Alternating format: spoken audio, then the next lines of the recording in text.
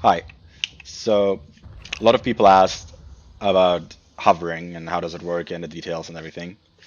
So first, the basic way how this works is in this game, when you walk off a ledge, you kind of have like some time where you still just walk on the air. Like you can see it pretty clearly here. Like you walk off and you can still jump, you can still move. And you can abuse that to hover, which is where you basically alternate between holding forward and neutral. So you can see you're not really falling, you're kind of just hovering. And this is using cheat codes, by the way. This part right now, where I'm just flying like this. Um, and there's a couple of things to know about this. So first, one thing you always want to do is when you start a hover, you want to run off at full speed. Like you can see how when you run, you speed up. And you ideally want to run off as fast as possible and then do your first hover. What that does is simply that for your first hover, you just get a bigger hover. You get more distance since you're moving faster. So having this kind of running start makes it a lot easier for a lot of hovers to get the distance you need.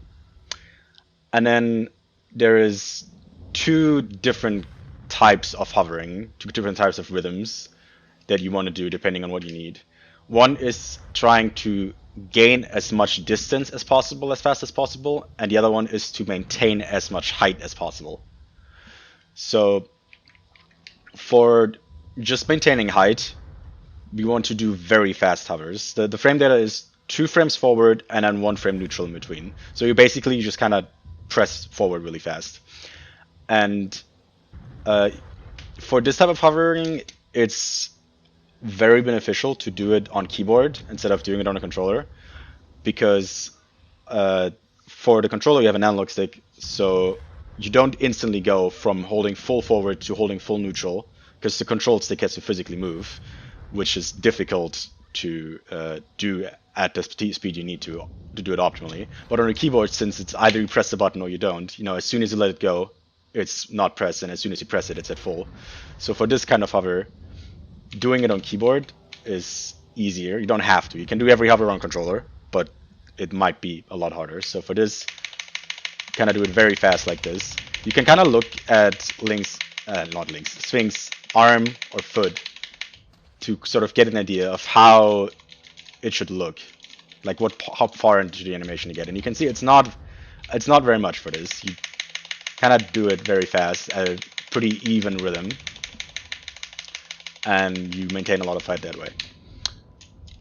And then the other type of hovering is, instead of trying to hover as fast as possible, you try to make each step of your hover as long as possible. So you can hold forward for up to 9 frames before you will start falling, and then you have to hold 2 frames of neutral in between. So the forward input is way longer than the neutral in between, which means you can't just like mash it. You have to more time it. It takes some getting used to, but it makes a lot of the hovers way easier. You can kind of see how this looks. Like you can see this way longer steps, and we're losing height way faster, but we're also getting way further distance-wise in less time. So one example for distance hovering that you will probably encounter pretty early is this hover. So you want to aim for the trigger and then try to do distance, because you just need to get far enough. You don't need to be particularly high. And that made it actually. There you go. So you see, you don't have to do many hovers. You just have to get a running start and then just do a couple long hovers where you try to hover for as long as possible without dropping it. And then the prime example for distance hovering is, of course, for height hovering, excuse me, is of course gate skip. So for this, you want to do the fast kind of hovers, the height hovers, how I call them.